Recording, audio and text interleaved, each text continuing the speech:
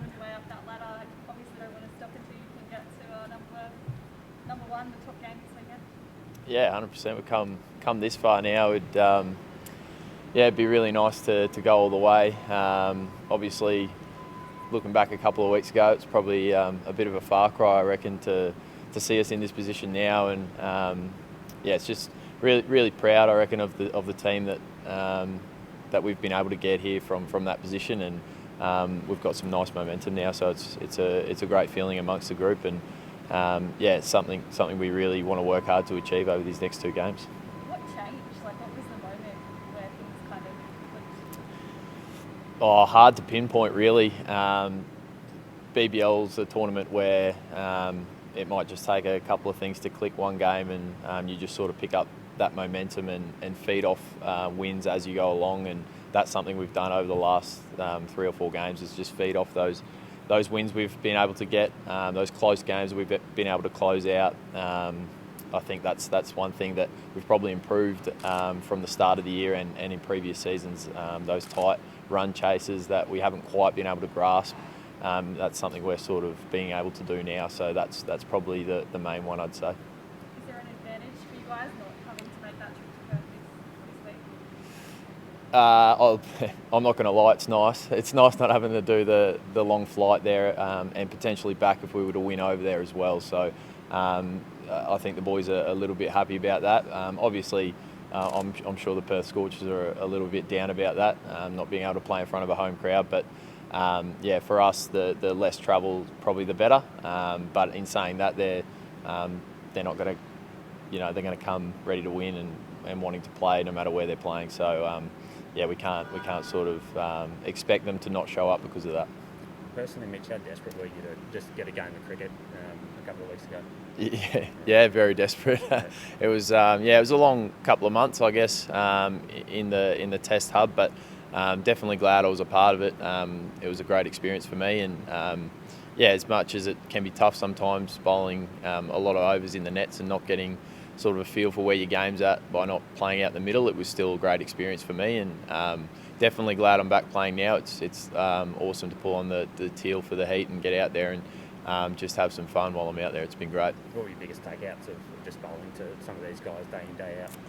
Yeah, I think when you're part of that setup, just the professionalism of those guys at that level, you sort of feed off that and pick up little things that, I guess, spending so much time with those guys, you have cricket conversations and you just pick up lots of little things, I guess, along the way. It's probably hard to pinpoint one specific thing that I picked up, but the longer you're there around a professional outfit like that, it just does a world of good for your cricket. And I found, I just picked up a few little things along the way. And now back with the Heat, as Marnus told you, you're the second leg spinner now. No, he hasn't told me that, but I reckon in his mind he'd definitely think that. No, it's been great to see Marnie bowl, get some good overs. I think in the past he's probably been a little bit frustrated that he hasn't got that opportunity to bowl in this format of the game, and you're seeing what he can do now when he's given that opportunity. So it's great to see him doing well, and I was copping it on the boundary the other night, saying that I'm definitely the second spinner in the team. So the Canberra crowd are probably leaning more towards Marnie being the number one spinner. So look, that's fine. It takes a little bit of the pressure off me, so that's all good. But yeah, it's great to see Marnie doing well. You two did really well against the Scorchers in that last game you played in. I think Colin said they might need to take their egos out of it a little bit and play you a bit differently. How does that kind of sit with you? Yeah, well, look, it's always nice when you come up in opposition where you've had success in the past. It sort of gives you a little bit of confidence, I guess, going into the game. But we know that their batting lineup there's firepower all over it. So we can't just rock up and expect that we're going to be able to do the exact same thing we did 3 games ago. They're obviously going to come better prepared, and that was the first time that this season that they were playing against both me and Marnie, so they'll be better prepared for us this time. So we're going to have to adapt as well to that and make sure that we're on top of whatever they throw at us. Yeah, the wicket play at Manuka the other night. Yeah, it was a beautiful wicket, I thought. I don't really have much for you on the wicket. It was pretty much what we expected. We knew it was going to be nice and well paced, and didn't really play too many tricks. I think the ball swung a little bit for us, which we noticed for the power play, the first power play, which was nice to see the ball swinging around. I think our quicks enjoyed that. Xavier Bartlett obviously swings the ball nicely, and Steckers was getting some nice swing there as well. So that was one thing that was really positive for our bowlers.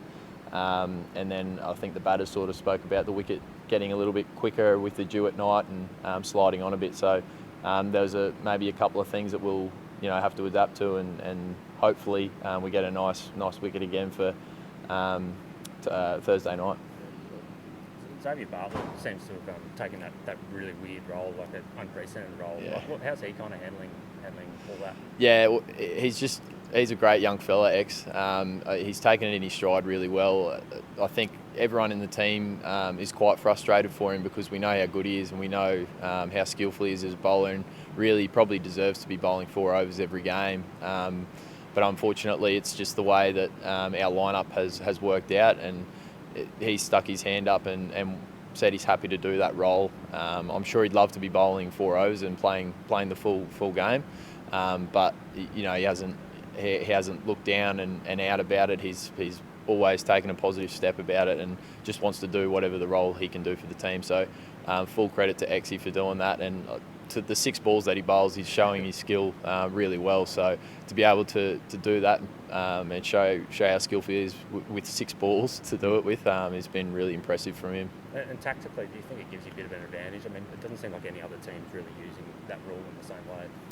Yeah, look, I think teams have taken it different ways, and I don't think anyone's sort of nailed the X Factor rule yet. I don't think it's. I think, like you said, it obviously depends on your lineup, depends on how you want to use it, depends on the situation of the game as well. So while you can have things pre-planned, T20 cricket's so unpredictable that you might have to switch things on the go. So while that X Factor of Bartlett's been working for us over the past few games, we might have to use him for 4 overs the next game, or we might have to do something different if the game dictates it. So like I said, while it's been working, it's been great.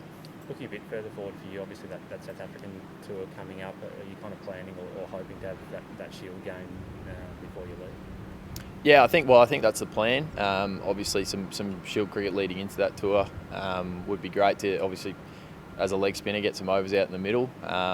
It's been great playing here in the Big Bash, but I dare say 4 overs in the middle is probably a bit underdone for if I was to prepare for a Test match. So I think that'll be the plan, is some Shield cricket. I'm not sure where or when it is at the moment, but looking forward to getting back there. And any hesitation over going to South Africa? Like, are you still super keen, or are you a bit worn down by all the bubbles and stuff?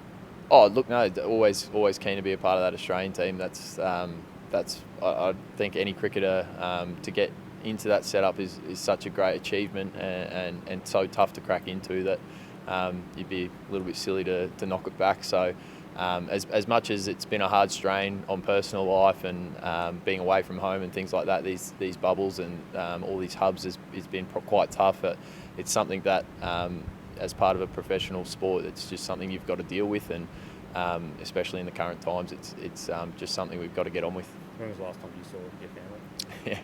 Yeah, it's been a while. It was really tough being back in Brisbane and not being able to go home. That was quite tough a few days ago, but probably since November is when I went in there for the white ball squad back in November. So it's been a while, and definitely looking forward to a few days back at home after this is all done.